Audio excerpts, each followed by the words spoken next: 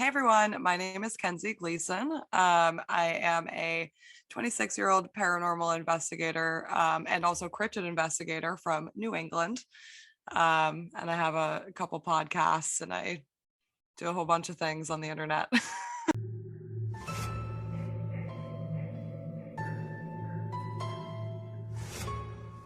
My name is Tami Vang, although most people call me Tami. I live in Campbell, New York, which is in the Finger Lakes region, kind of near, if you're familiar with Corning, New York at all. It's near Corning, New York. I am just turned 61 years old on Monday, yay me. And I officially gave my supervisor a 2-year warning that I'm going to be retiring in a couple of years. My husband's retired and we just want to enjoy life. And we're a pretty close family and have done loads of paranormal investigations together.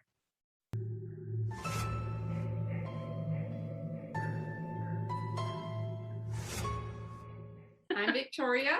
And I'm Gina, and we are Haunted History BC, and we are based in British Columbia, Canada. So up north, hello.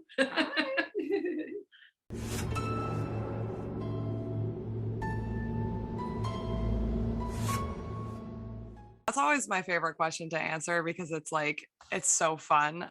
So I grew up in a small town in New Hampshire and I'm very, very close with my dad. My dad has been doing paranormal investigation since he was probably like 16. And he grew up in a small town in Massachusetts where if you know it, New England, you know that everything in this area is spooky and weird. We've got a lot of weird stuff happening here. So from an early age, I was really, really interested in it. It took a lot of begging and pleading with my parents, but by the time I was 8, they were finally like, okay, if it'll make you stop asking us, we'll let you go ghost hunting with your dad. So when I was 8, I just started doing it with my dad. And then from there, it just became our bonding thing. And that's kind of how I got to where I am today. I think I would say that I've always been the spooky child in the family. My mom talks about when I was 3 years old watching Wizard of Oz from behind a chair. And I found out recently that both Scooby-Doo and Kolchak the Night Stalker premiered on my birthday.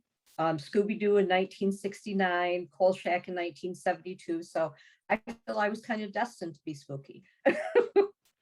I even as a kid created spook houses in our playroom for the neighborhood kids and would turn the lights out and have them, go through with a flashlight and whatnot. That was kind of fun. I would say my interest in learning more about spirits and paranormal investigation started in college at SUNY Brockport. There were rumors that went around that Hartwell Hall, which was kind of the, I guess you want to say like figurehead building of the college, that the bell tower was haunted, but no one would go with me. In the computer lab in the basement of that same building, I was there one night about 10 p.m. and I heard a lot of voices out in the hallway, which was unusual because, usually nobody would be there but the students in the computer lab. I went out in the hallway, no one was there. And subsequently, I found out, and it was also reported in Shadowland's website, if you've ever heard of that. They list paranormal locations, but they also have true ghost stories there. Which comes into play later. And the others have heard this haunting as well. After my husband and I were married, and our daughters were born, when my younger daughter was 3 years old, about 2 weeks after my mother-in-law passed away, she came to me and told me that my mother-in-law had come to visit her. And she says, said to tell you not to worry, that she'd be watching over us. And I just knew, that Grandma had visited her. And kind of fast forward some, the girls both had some other experiences in our house related to their Grandma Barb. When we moved into the house that we're living in now, it's kind of like escalated an awful lot. Grandma Barb was there, but we realized there were other spirits there too.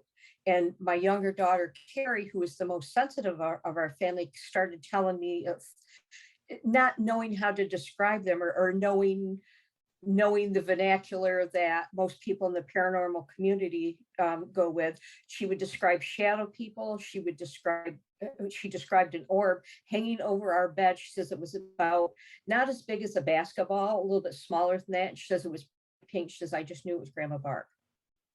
And also seen the apparition of Grandma Barb. So I started doing some research again through Shadowland's website, not looking at the paranormal locations so much as all the true stories, and realizing that other people were having these types of experiences.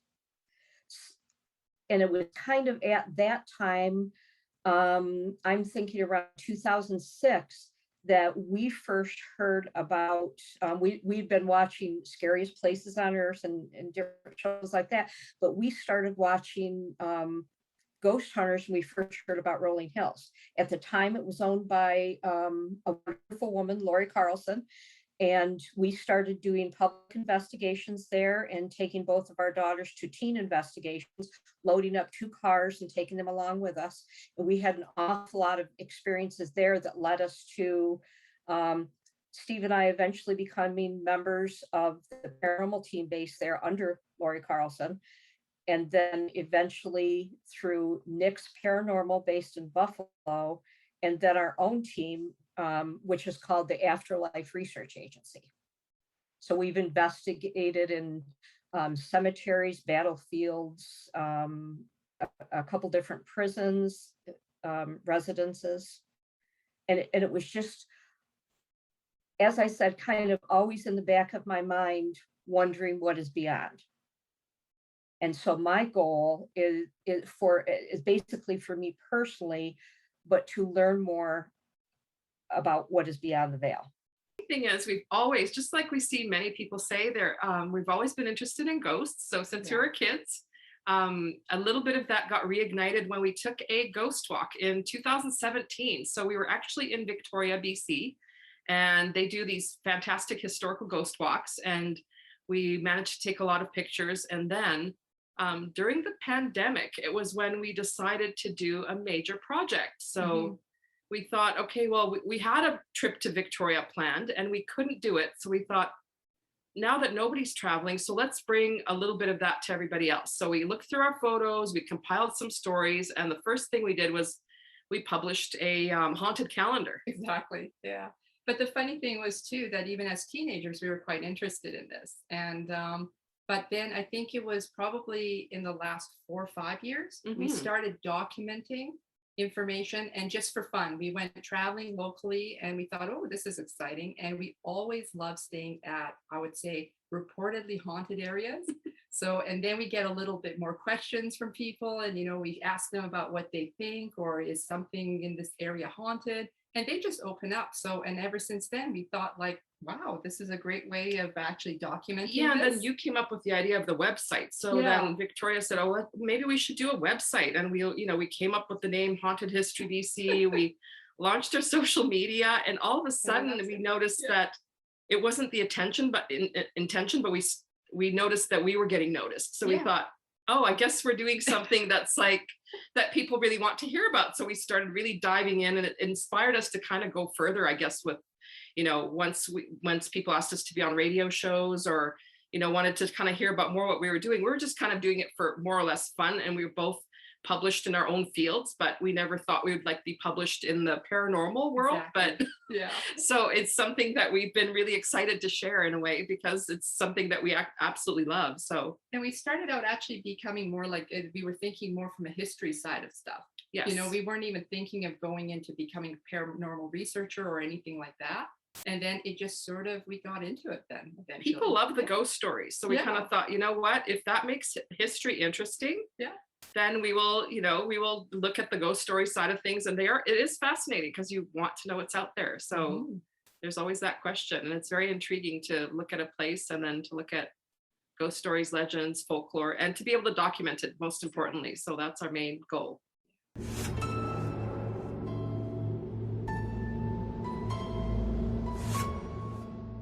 I wrote a little piece about one of the scariest experiences I have ever had during investigations. It happened when I was 16 at a really notorious cemetery in New Hampshire. It's one of those cemeteries that in the state of New Hampshire, everybody who lives here knows about it and knows it's like creepy story.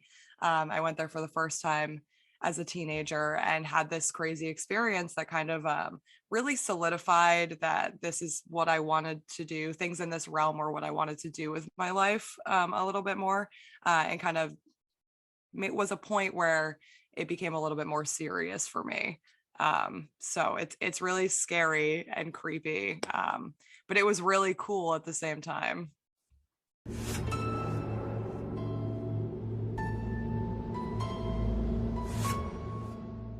Well, this piece takes place in an old poorhouse that I just found by happenstance, because one of my hobbies is, or one of my interests is the New York State poorhouses. And I just came across this poorhouse doing some online research. The owners let us, after we connected with the owners, let us investigate there just as much as we wanted. We would go through, because I also enjoy exploring and photographing old buildings. That was part of our visits there, but also paranormal investigations. So I would say probably 4 years, 5 years maybe, we would go there as often as we wanted. And so my writing was about history and some of the paranormal experiences that we had there and how fascinated we were with this location.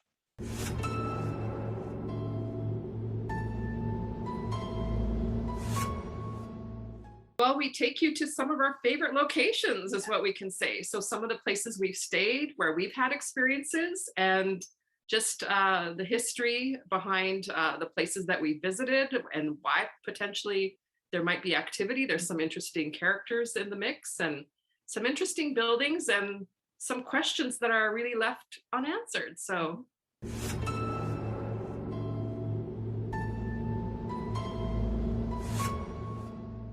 Would say not to be intimidated by the fact that most paranormal investigators, most leaders of paranormal teams that you see are men. Be aware of everything that you experience yourself, and also try to learn as much as you can. Try to be open to what other experiences that you're seeing. Sometimes you see experiences, whether it's on Facebook or Instagram, or you're visiting YouTube, something like that, that you wonder to yourself, is that, are they matrixing, or is that a stunt that they've put up there just to get more viewers? But just kind of be open. You can be open as far as different experiences and what you're seeing, but also equipment that's being used. Don't be afraid if you want to be old school and you want to use dowsing rods, which is one of my favorite tools, or you want to use the latest technology that's available to you money wise, and something that you can reach out and get a hold of. Just let yourself be yourself. Don't be afraid to grow. Don't feel yourself locked into old thought patterns, but let yourself open to new thoughts, and realize that your personality is going to let you grow, and as your experiences grow as well.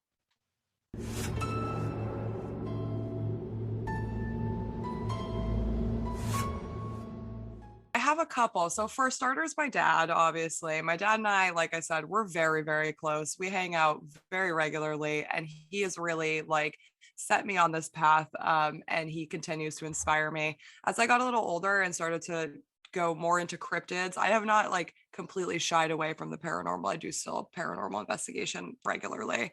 But my focus has changed a little bit more to cryptozoology. And it's funny because my dad is kind of, now he looks to me as the role model for cryptozoology. But in that realm, I have my podcast co-host. Her name is Sarah Cooper. She runs the American Snallygaster Museum. And she is one of my absolute best friends. And every single day she inspires me to keep going and keep learning and keep researching and kind of just keep putting this information out there for people to listen to. And obviously, like I feel inspired by my friends. I have all these like people around me that are wonderful and chasing their own dreams, and it's a huge inspiration for me to continue to do that for myself.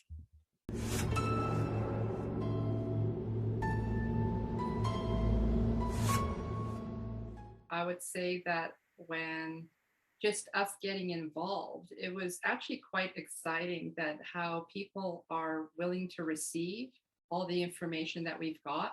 And I have to say it's quite special. It's I feel proud. And in fact, I'm almost a little bit surprised too, but at the same time, I have to say that even like for Gina and I, when we go out places, people actually are very open and they're actually quite intrigued by us. So it's nice to see that, to actually make connections, but also as women being in the paranormal field, it's kind of exciting for me too, knowing the fact that we've sort of broke through a little bit because men were always technically in the paranormal.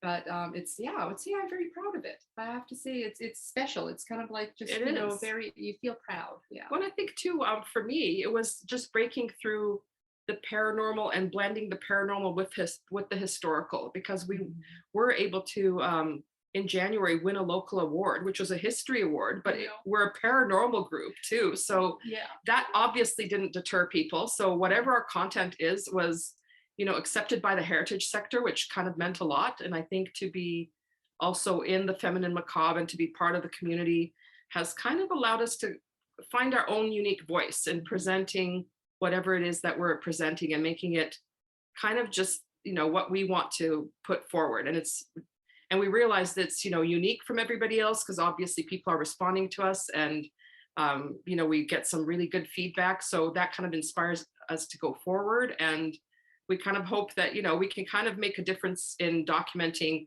historical things, paranormal things, heritage things that maybe people haven't, taken the time to do in the past. So, we just are really happy that we've also met a great community out there. We did. I mean, through the Feminine Macabre, when you post stuff about all the other writers, it's great to, meet all the other ladies, read all of their entries, amazing entries, and the things that they're doing, and just be kind of able to go along to places that we wouldn't have heard about or things we wouldn't have thought about.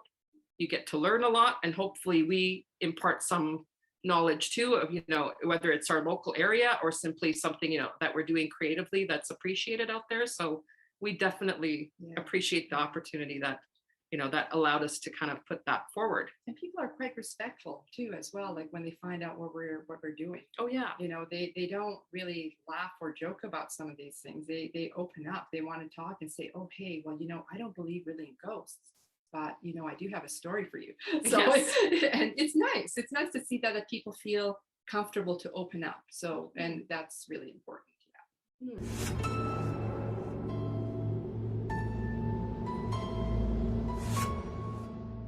As I mentioned, I actually have two podcasts. So I have a show called The Manic Pixie Dream Ghouls. That's with Sarah Cooper, and it's all about cryptozoology and various mythology, urban legends, things like that. Anything spooky and weird, we're covering it. And then I also have a solo show. It's called the Crypto Chats Podcast, and that is a little bit more of a deep dive on obscure North American cryptids. You can find me on Instagram. My Instagram handle is cryptidbaddie. I do have a Twitter as well, although I will say my Twitter is not the most professional place in the world. So unless you like memes, probably don't follow me there.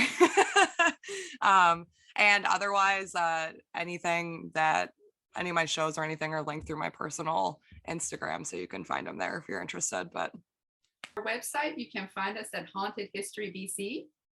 And we have our social media as well. You can reach us at Twitter and Instagram as well.